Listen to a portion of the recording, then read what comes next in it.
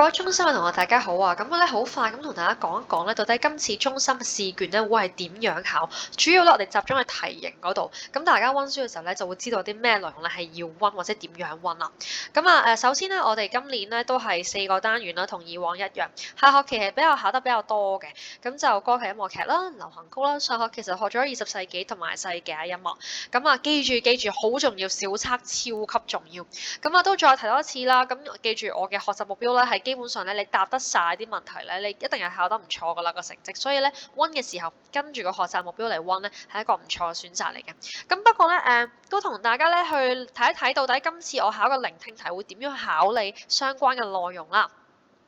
留意啦，呢度咧係全部我考核嘅題型嘅例子嚟嘅。包括我可能會播歌叫你聽音樂劇，然後你揀翻啱嘅音樂劇名出嚟啦。歌劇都係揀翻個音樂係邊一個音樂邊個歌劇㗎啦。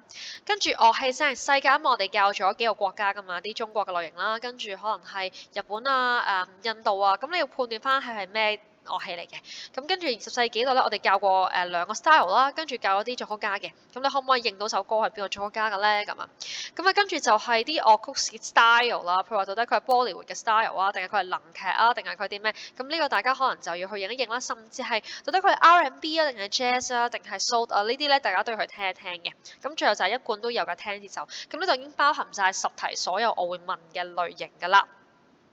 跟住咧温下一啲咧，以往每一年都會出，但每一年都係考得唔係咁好嘅題目啦。咁就係呢個拍子同音名啊。咁大家記住咧，望實呢一個表去温啊，無論係休止符定係音符都好啦。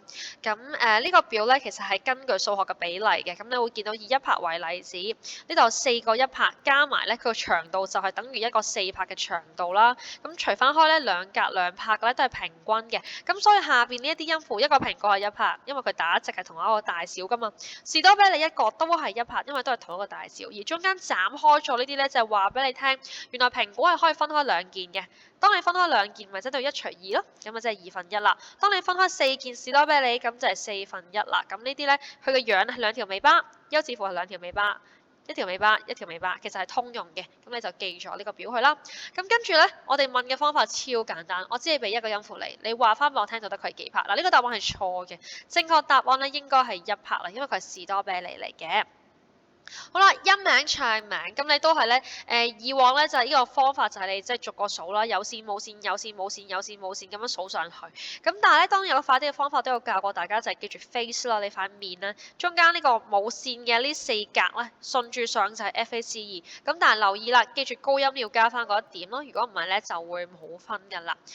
記咗呢個方法之後咧，同以往出題嘅方法一樣嘅，咁就都係俾一條小短句你啦，咁你寫翻佢係咩音符啦。譬如以呢個例子有2個方法答嘅，第一個咧就係你真係記得佢係咩音符啦，係咪？咁第二個咧就係望下前面啦，前面呢個 A 俾咗你㗎啦，咁所以 A 嘅下一個音即係高音啲啊嘛，下一個音就係 A 就係 B 咯，係啦。由呢一個咧都有2個方法嘅，一就係數啦，譬如 G 向上數一個係 A，F 向上數2格係 A，又或者另一個方法就係望下前面有冇相近嘅音符啊，原來係出現咗一次㗎啦，咁所以其實呢個就係 A 啦。揾咗啲舊嘢之後咧，就同大家望一望月部分，我到底會點樣出問題啦？有關世界音樂嘅類型咧，我會出短答題嘅。呢個係例子，即係短答我會點樣出短答？我可能會問你題目，叫你答翻佢係咩音階啊、咩樂器啊、咩地方啊，又或者我可能會俾你用配對題嘅方式去對應翻一啲啱嘅我哋段考都考咗呢個類型嘅，係啦。咁呢個就係一啲例子。呢一張咧係我哋上學期最尾派嘅自習工作紙，你可以睇翻。類型就係咁樣答嘅。然後音樂劇咧，我都係今次咧會出短答題，呢個咧就係小測嘅出過啲題目啦，就問你少少嘢，人答翻少少嘢，咁所以你記住温翻啦。然後咧流行曲咧，因為我哋呢一 part 咧比較大嘅個部分，咁所以咧我今次咧會做公詞填充，咁所以基本上咧你了解咗嗰個 style 嘅特色咧，你就可以揾得翻啱嘅字放落去。但係譬如話呢度到底二聲唱法係咩嚟嘅咧？你都要温咗你先知㗎嘛。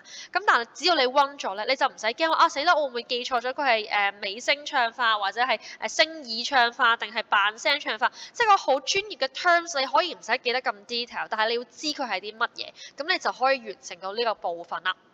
最後咧就係呢個嘅20世紀嘅題型咧，我今次咧會出，除咗啱先聆聽題會出啦，我仲會用呢一種嘅比較嘅方式去做判斷嘅。咁你知20世紀有兩個 style 噶嘛，一個咧就係印象派，一個咧係極簡派。咁我就會叫大家分翻到底呢個特徵或者呢一個嘅作曲家其實佢係屬於邊一個派別嘅。咁樣去温咧，我諗大家會輕鬆啲嘅。咁希望我呢個題型可以幫到大家啦。咁大家記住温書咯，拜拜，我哋。今次係你哋最後嘅音樂史，我希望我係會感動而唔係失望咯。用你哋嘅成績分數嚟話俾我聽，你哋對我嘅愛同埋思念啦。OK，就係咁多，拜拜。